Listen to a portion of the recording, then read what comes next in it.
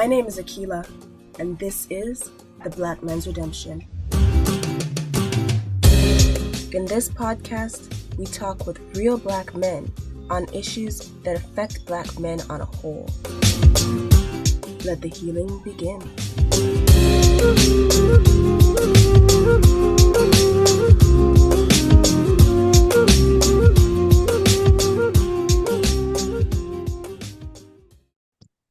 Welcome back to another episode of the Black Men's Redemption. We're here again with Brother Sankofa Nyame. Sankofa, thank you so much for being here. I give thanks. It's always good to be on this platform and, to build with you and reason with you. Excellent. So as you know, we are on the episode of emotional health for Black men. So let's just jump straight into it. What does emotional intelligence mean to you? Okay. To me, emotional intelligence is to be aware of your own feelings, your own emotions, being able to identify them. Being able to identify them, and being able to understand them, really. You know what I'm saying? Be able to identify them, be aware of them, and to understand them.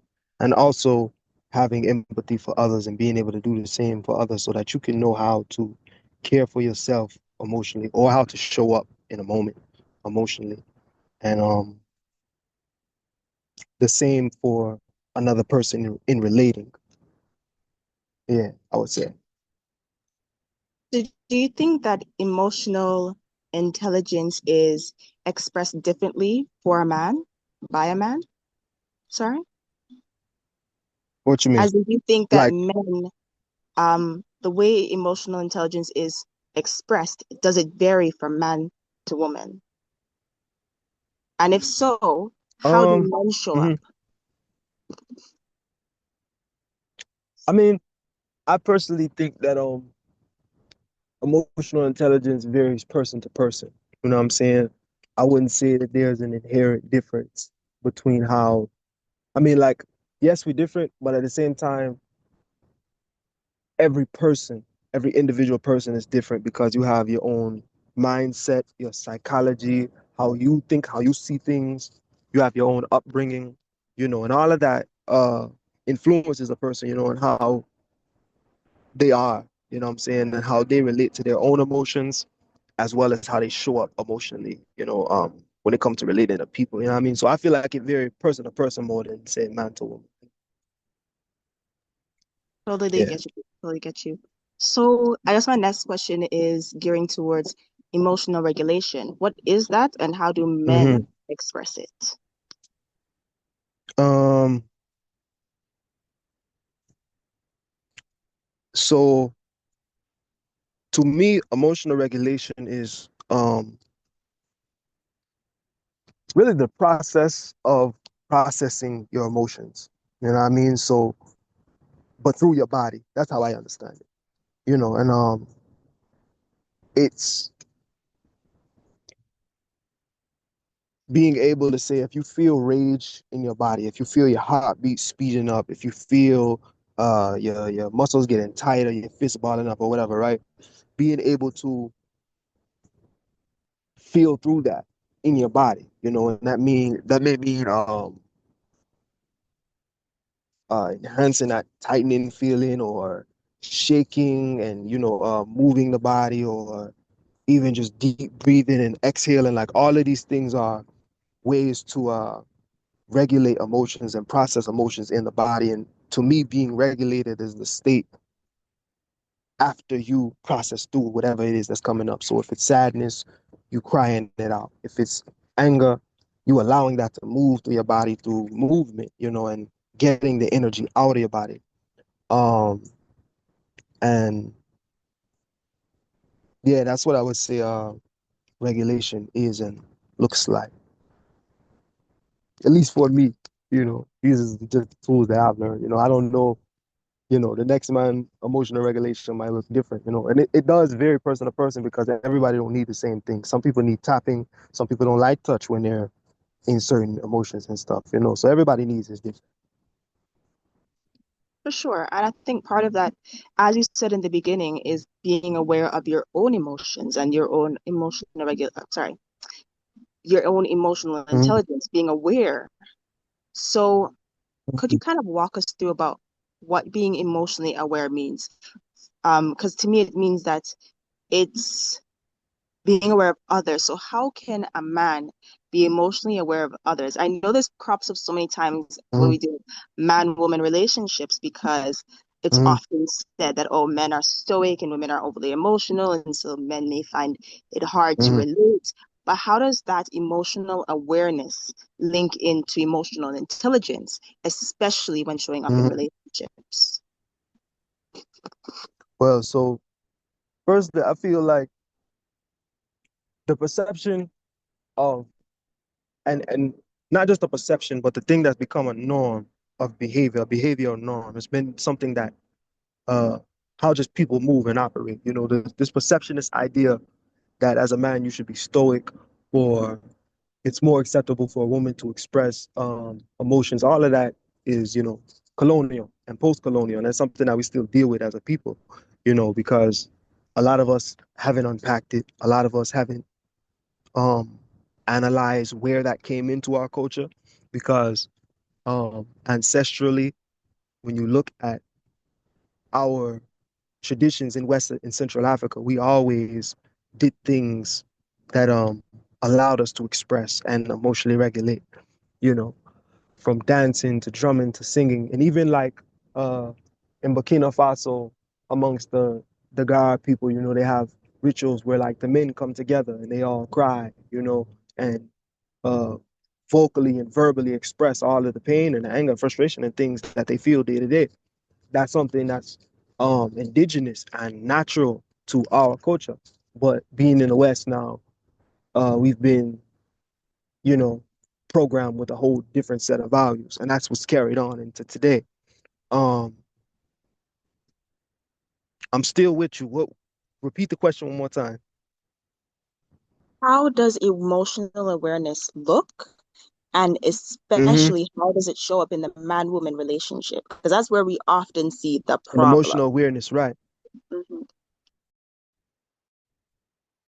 Yeah.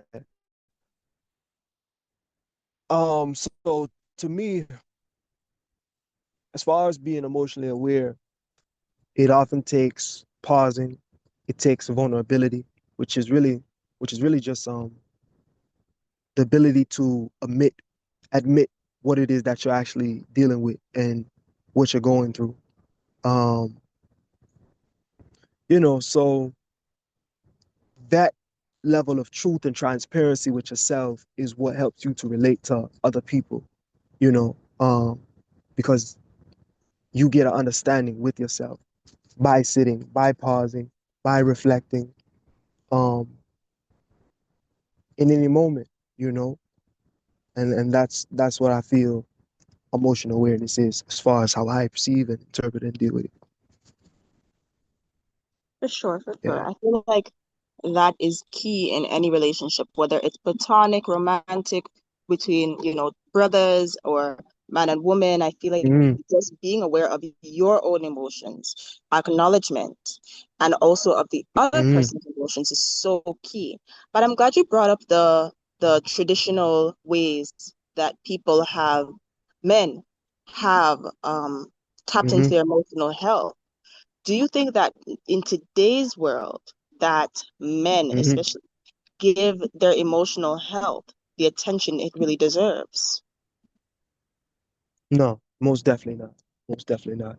I don't think it's the norm. I think that the issue is that most men have the understanding in the program that um, emotions is something to be avoided, you know. And the truth is that everyone has emotions, whether you acknowledge them and you address them or not, And I once heard that when men don't cry, they cry in other ways, you know, and that's where it manifests, physically, lashing out on people, outbursts, arguments, all of these things, because people don't sit with what it is they're actually feeling and understand what it is that they're actually feeling.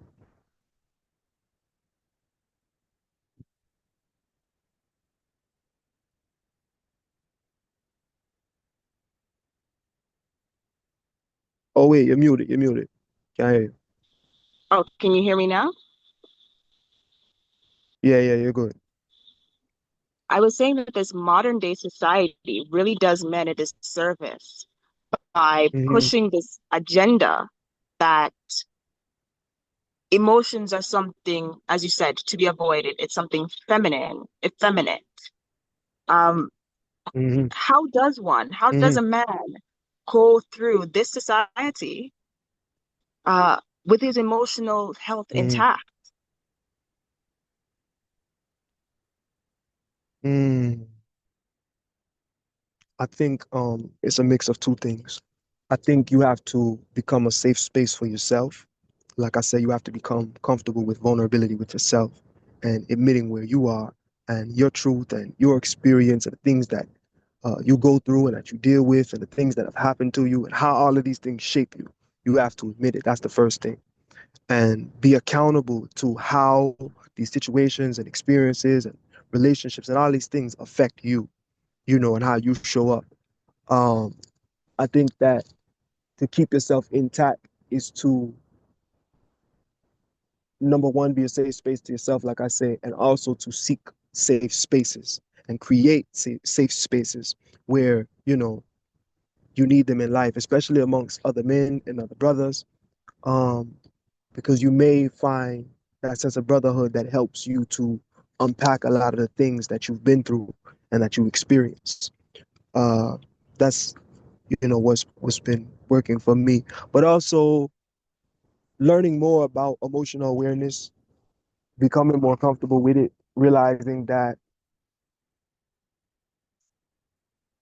your emotional health is there regardless, if you pay attention to it or not. You cannot address it, but it's going to affect you and everybody in your life, um, if you don't address it, and I think that that's something that a lot of men have to understand.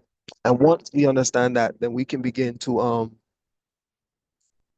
use more healthy coping mechanisms to help us regulate um, and you know essentially maneuver our emotional state, through as we go through this world and as we experience this world. For sure, for sure. It also feels like society has taught the Black man to fear his emotions. Mm, I don't know, where does this stem from, do you think? Is it something taught from childhood? Is it something that is enforced in your teen or adolescence? Where does this come from, this fear of emotions? mm. So I think back to my own experience with that when you say that, and I think back to my childhood, um, and my relationship with expressing emotions. It wasn't just experiencing emotions that brought a sense of fear, because I personally was never scared to feel what I have to feel. That's why I am more considerably healthy than a lot of men that I see, because a lot of men are scared to express and feel those emotions. But my fear as a child came more so from what would happen when I express. You know what I mean? And that's the shame, that's the humiliation, that's the downright, you know, all of that, because like we ain't trying to hear that, you know what I'm saying? Uh, so yeah, that's where the fear comes from, at least, That I think fear, the way that society um shames men, for expressing their emotions. I feel like that's where the fear of expressing come from. mhm. what do they say? Once bitten, twice shy. Mm, Yeah, mm, that's heartbreaking. I guess mm, why then are some emotions, because not all emotions I feel like men are discouraged from feeling. mm, Men are allowed to be angry. Men are allowed to mm, be a certain level of happy. Men are allowed to lust. I don't know if you can classify that as an emotion, but men are allowed to lust. They're given free rein to, but not right. even allowed to be. I don't know if you've seen a couple of years ago, it was trending, Black Boy Joy, that giddy, Mm, lighthearted, boyish joy that it seemed like a lot of Black men never got to express in their childhood, probably due to that shame that you speak of. Um, mm, and it was such a thing that people, a lot of men, grown men, were, saying, let's get back in touch with that, with the boyhood that they may have mm, missed out on. And, they were posting on mm, Instagram, doing stuff that brought them joy, frolicking through a field, just hanging out and mm, being joyful. Why is mm, it that that almost giddy joy is only associated with women, and men aren't allowed to have it? Why is it that tears are only for women and men aren't allowed to have that? And well, they're allowed to have anger, but that cleansing, that cleansing anger, I don't know if you've ever experienced it, but the anger that makes you cry and mm, it becomes almost those hot tears become a mm, balm to your soul. Men aren't allowed those tears. They're allowed that mm, anger. They're allowed the anger that mm, burns and destroys, but not the anger that rejuvenates. Why is it that mm, these emotions that very well could be helpful to Black men are withheld from them by society, and they are shamed if they try to access it? mm.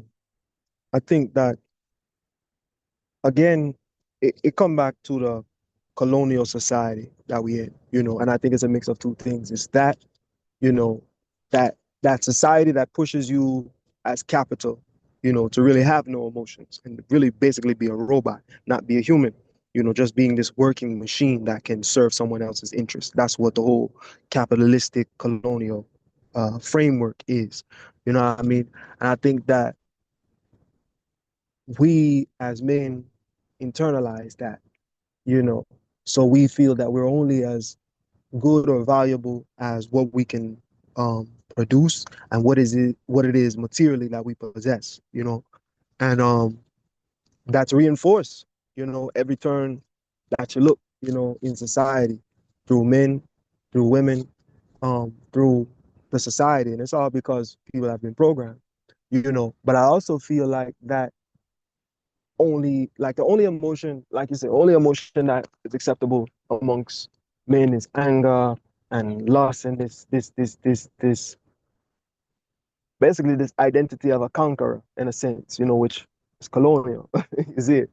It's like you're only allowed to uh but I want to dirty up your platform. How much you can say. Go ahead, say it. Say it. It needs So to be said. it's like this, fuck bitches get money, kind of paradigm, and that is colonial. The whole of that mindset and mentality is colonial, and Mhm. it's like that is that's one half of it, like I say, the colonial aspect, and then it's the fact of being under constant attack and being in survival mode. So you don't have really any space in a survival mentality. No one want to hear about your tears, you know what I'm saying? No one want to hear about your worries and your troubles and all of this. You know, people don't have time. They want to know what you can produce and what you can do and how you can show up, So, but when people internalize that, generationally, and it becomes a norm, well, what you have is people who are told that they can't feel, but they still feel. You have people that feel these big feelings, these big emotions because they've been stacking up and building up over all of these years, but they're not allowed to feel it. They're not allowed to express it. So like I say, when you can't cry, you cry in other ways. You know what I'm saying? So that's what I feel, That's why I feel that um norm of men being able to only express a certain emotion that comes from. I want to touch back on that. This you said it a couple times now. Mm, You're not allowed to cry. You'll cry in other ways. How yeah. do Let's first speak from an idealistic world, assuming there is a space where, men were able to express their emotions healthily and such. I do believe that men and women do Mm, express their emotions differently because we're similar, but mm, we're still different. So, in mm, an ideal world, how do men express their emotions? And then in this reality, how do they express their emotions and how does it differ? The ideal versus the reality. mm. So All let right. me If we're quantify that by talking, saying, how do they express it as mhm. different from women, opposed to women, the way women express? Ideally, you're saying ideally and as it is, right? Yeah, ideally, Okay. first, how do they express the emotions differently from women? And then we'll move on to the second part of the question. How they Wait, I'm trying to make sure I'm understanding. Ideally, how do they express it differently from women? I don't fully understand. So for me as a woman, um, Uh-huh. I'm definitely more given to tears than I think a man would. Um, and I think that even in an ideal world, men are not moved Uh-huh. to tears Uh-huh. as much as women are. Women are very emotionally expressive. At the drop of a hat, sad movie, we're gonna cry. Um, Mhm, you drop your ice mhm, cream, you're gonna cry. You're gonna cry all the time. mhm. How do men Right. express it differently?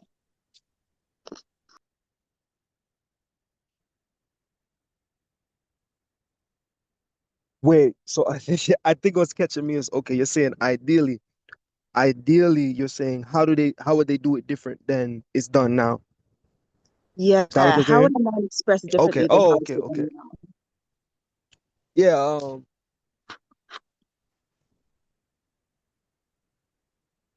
I think it's about creating those safe spaces to be able to cry. And I think that would, okay, that's for one individual man's relationship with himself, but also in the presence of other women, being able ideally to be held in that space of vulnerability and in that space of expression. So being able to cry, being able to express sadness, being able to express fear, worry, uncertainty, doubt, anxiety, stress, and being able to be held and received, uh,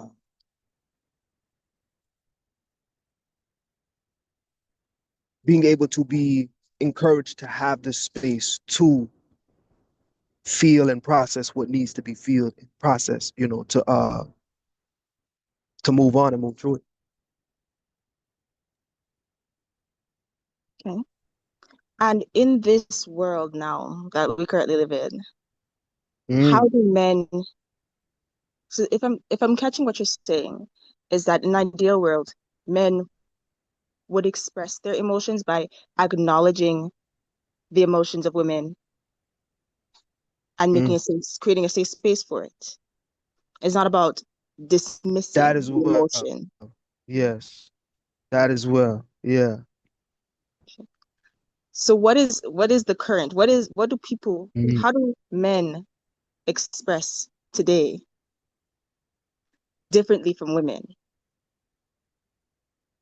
Because that seems to me, mm, and a lot of times when man and woman have problems in relationships, sometimes it's like, um, he doesn't understand me, he doesn't get my emotions, he doesn't create a safe space for my emotions. There are mm, all these complaints by the woman about his mm, lack of that's the word, emotional availability, I think is the word. He's not emotionally available. And then men, on the mm, flip side, men will be like, oh, mm, she's so mm, emotional, she flies off the handle at everything. And they do not understand emotions, the emotions displayed by women. mm, mm. So how does it, we've kind of, we've kind of seen how it varies from man to woman. Why is that? Mm, Why do you think that is? Is it just that men are afraid? Do they not actually know how to create the safe space? And how can that be addressed? mm. I think it's a mix of a few factors. I think a lot of these things really does come to people's individual upbringings and the society as a whole and the norms, that people that we're programmed with, from we're small, we are taught these certain values and ideals. And like I say, at every corner that you turn, you see more evidence that reinforces that. You know what I'm saying? So when consistently you don't have safe spaces, men themselves don't experience safe spaces to feel those feelings or hold space or even learn how to hold space or any of that. Um, and also there's a element too of accountability and people not doing their own inner work, and not sitting with themselves. That's another element of it too. Um, but I think in general, what shapes most people is the conditioning and the programming and never unpacking it. That's the thing, you're programmed from you're young and you're conditioned, but you never unpack what you've been taught and why you think the things that you think and why you do the things that you do. So people don't learn how to show up for themselves, let alone another person. You know what I mean? Now, when women bring these concerns to men and they refuse to do the work, that's a lack of accountability. You know, that's you know. And while I understand the trauma and realize what would make someone not be able to show up, it may not be your fault what happened to you, but it's still your responsibility. So yeah. I think my next question would be more along the lines of how can men tap into for themselves Hmm. those emotions that are deemed more feminine, that giddy boy joy, the sorrow, Hmm. because all of these things are, as I said, positive, they can be cleansing. How can they tap into these things without this label of being effeminate? So how do men get in touch with these softer emotions as men? I think for most men, it's gonna start from internally for us realizing that it's not necessarily feminine for us, you know, to understand like because I think that that's the relation that stops people from thinking it. And also, we have to unpack this idea that feminine means bad or Batman or Chichima, it don't necessarily have to mean that. Because feminine and masculine, if you're a man and you're in touch and in tune with the feminine, that's the element that bring life, don't you know what I'm saying? So it's just like you have to be in tune with that, you know, to be in tune with the wholeness of yourself. Because if you don't want to walk around and be bitter for the rest of your life, well, it's best that you have some sense of joy and liveliness about yourself. You know what I'm saying? Whatever that looks like for you. You know what I'm saying? Uh, and also realizing that it's the real thing, and people have psychosis episodes, I've seen it up close, family members, because they never express or felt safe or comfortable to express their own emotions. So it's important that we get in tune with all of our emotions, to understand yourself. It helps you not only emotionally, but even like practically. You know what I'm saying? You can't show up or you won't be able to do things clear-minded if you can't keep your emotions um, under control, and not just in a way of controlling, and suppressing the emotions, but to be able to feel through it without having it overpower you, to be able to have a conversation with someone who you disagree with and they disagree with you, and you're angry, and to be able to work through that anger without losing sight of the conversation or uh, you know, harming this person and they harming you, you know what I'm saying? And it turning into something that it doesn't have to be, you know. That's the real value in uh emotionally healing and emotional awareness and emotional intelligence. It helps you navigate through life and it helps everybody that comes into contact with you, you know. If you don't know about those areas of yourself, in a way it's like you're a slave to yourself. In a way it's like, you know, you because you don't you're not in touch with that other side of you. So it rules you. It overtakes you. You know what I'm saying? So it's important for us to be aware of every corner of our own being, you know, so that everyone who comes into contact with us has a better relation with us. Is it? So yeah. I agree with that. I mean, I feel like it when you have an understanding of your own emotions, even as a woman, it helps you less to have like just these knee-jerk reactions to any type of Yeah. emotional stimulus, you know. You're not going to Right. fly off the handle because you know yourself. And it also helps, Right. I feel like, to avoid certain situations. You know, if you Exactly. know that you're a little hot-headed, why are you standing here having a political argument with somebody over something that has no Mm-hmm. bearing over your life? Right. Avoid certain Mm-hmm. things. Yeah. Right. Yeah. I feel like something that's not, well, no, so this is something that's talked about a lot, but I feel like it's something that needs to be always talked about Mm-hmm. is the consequences of a lack of emotional control. In this case, Mm-hmm. for men. And yeah, because you Mm-hmm. mentioned, psychosis and uh emotional Real thing. breakdowns and all of this stuff. And Mm-hmm. I don't think it's something that is taken as seriously for men as such, Mm-hmm. because they Mm-hmm. feel like emotional breakdown is just, a woman crying and rolling around. But I feel like emotional breakdown isn't just limited to that. Mm-hmm. Right. So much more. Yeah. So to you, and based on your own observations amongst Mm-hmm. your peers, etc., what Mm-hmm. do you see as the consequences Of a lack lack of of emotional emotional aware. control and emotional awareness? Mm. I won't give any personal examples, you know, too well, at least in specifics or names or nothing like that. But I will say this. I have seen people lose control of themselves to the extent that they become violent, you know what I'm saying? Um, could be at a specific person. Sometimes it's at everybody, it's at the world, you know what I'm saying? And that, yeah, the damage is obvious in that, right? You know, and Yeah.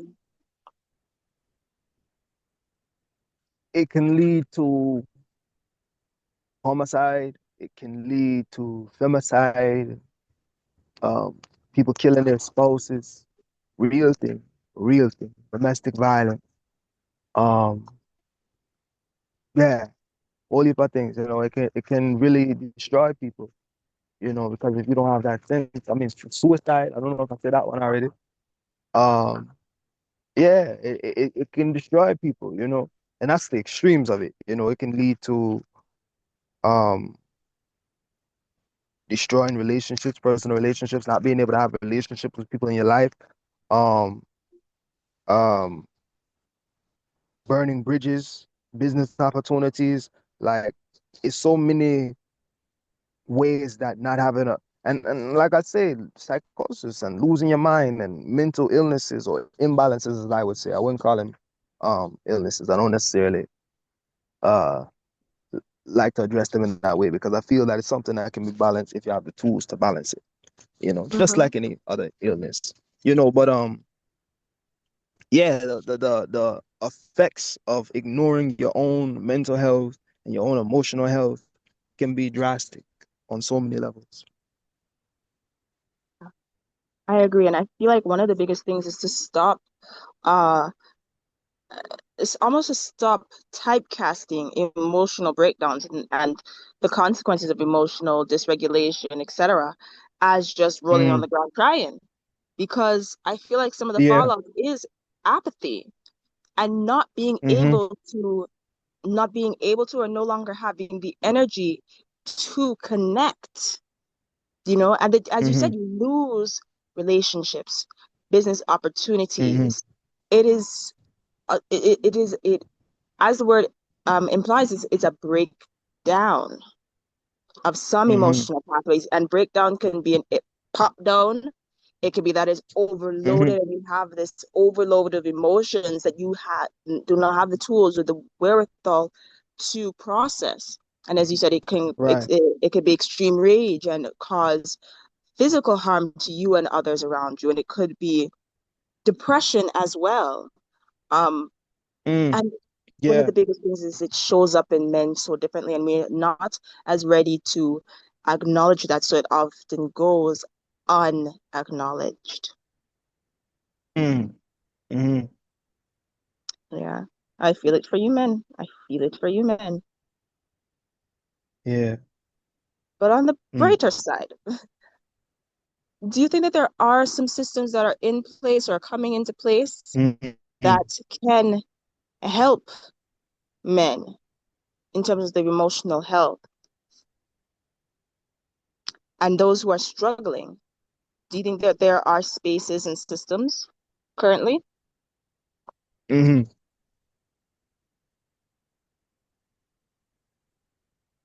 Like, I don't think there's enough, but I think we're moving in that direction, with more people, because I know that with more men becoming emotionally aware, and, learning about regulation, it's more of a possibility now, but the systems are not in place that I've seen, you know what I'm saying? Because I don't have access to them that I've seen, and my brethren. However, in that, that's been something that I'm looking into, for to create and facilitate those type of safe spaces, because we need them as men. You know, um, we need spaces to be truthful with ourselves, to be open, to be honest, to be vulnerable about what it is that we experience and the pain that we walk with, you know. Um, so I personally um look forward to creating those systems, but I know that there's other men, because I hear some other men saying that they need the same type of safe spaces and they don't have them and can't find them. So I will be one of them ones, creating with other men who are seeking those spaces and trying to create those systems. For sure. It's it's honorable Yeah, work. It's honorable work. How do you think that physical yeah. activity can play a role in these systems, creating these systems, and or rather how men uh deal with their emotional health, physical activity? Um,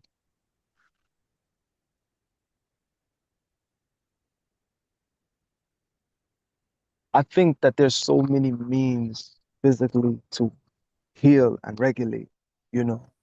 Um, Stretching, dancing, sports, um, all of these things help to regulate the body. And as you regulate the body holds energy, the body holds memories, the body holds physical trauma, mental trauma, emotional. It holds emotions, different Mhm. areas of the body. So, and it working out too, working out and exercise are other means and methods too that you can use. But the body holds energy. And when you're able to uh, move in different ways. These are all outlets that help to move those those emotions through your body. Yeah. I feel like I would love to see some uh men's circles. There's a lot of women's Be circles. saying the same I thing. I'll be feel like saying there the needs same to thing. be. Me Yeah, is I know too. that here Yeah. in Jamaica, a couple of years ago, my dad, some of the other uncles, and their sons came together for a yearly men's retreat. I'm not sure if they're still doing it.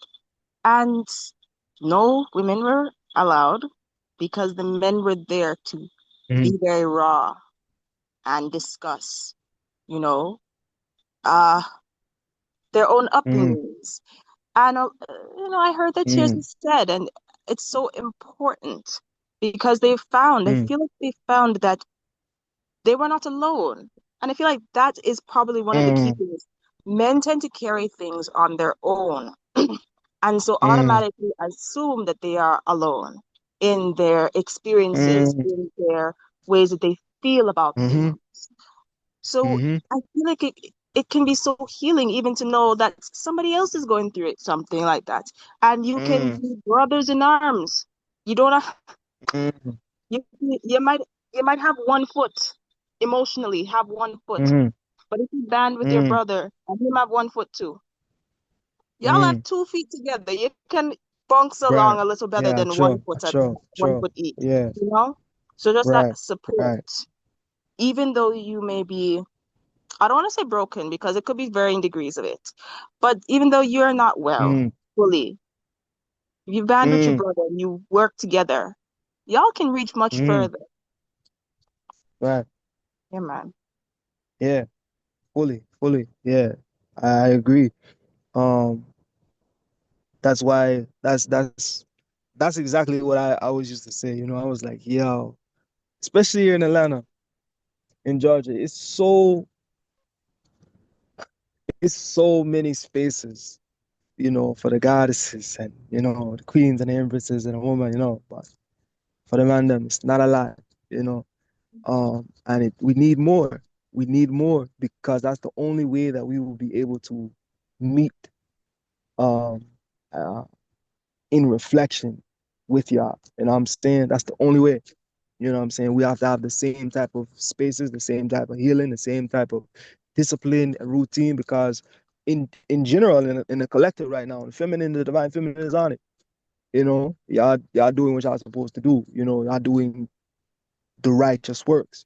But we need the same reflection of spaces. And like I say, I do believe that there's I'm seeing more righteous men, stepping up with few and far. Not gonna lie, it's few and far, but we're there.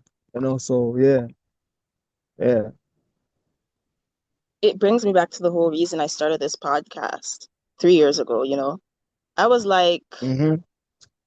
really and truly, around me, I'm not seeing as much of the righteous. So I was like, Right. I can't I can't be sitting here hoping for a good man, sitting here just waiting on something to drop out of the sky. I must have some hand in trying to bring certain level of consciousness to the world. And that's what this podcast is about. And I hope it reaches those it needs to Mm, reach. And he and mm, mm, puts them on the first step of healing that they need to heal. Because as you said, if the women are on it, somewhat, for the most part, on it, mm, mm, who will they turn to? Where are the men? And mm-hmm. so we need to bring up the men and the Mm-hmm. women shoulder to Right. shoulder Right. because that is how communities and families are built. Right. Yeah. Man.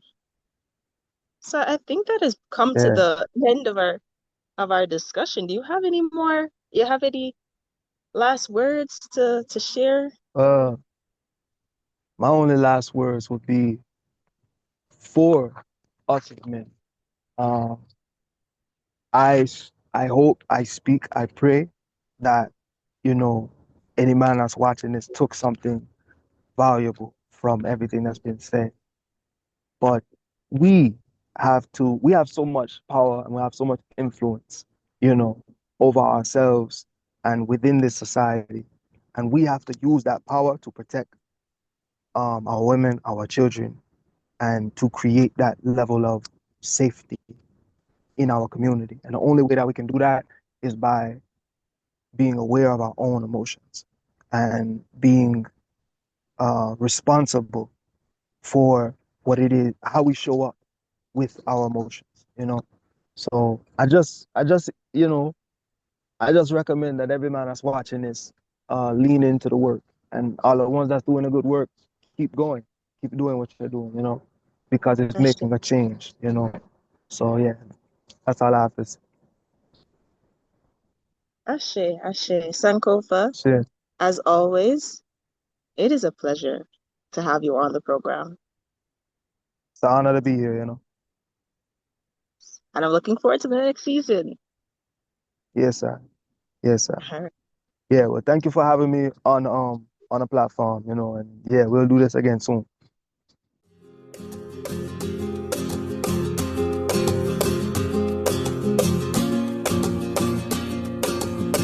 This has been another episode of the Black Man's Redemption. If you have any questions or comments or want to pose a new topic, leave a message for us on one of our podcasting platforms or leave a comment or direct message at our Instagram at Black Man's Redemption. We'd like to thank our guests for their contributions and our listeners for their questions. Now is the time for healing. Let it begin.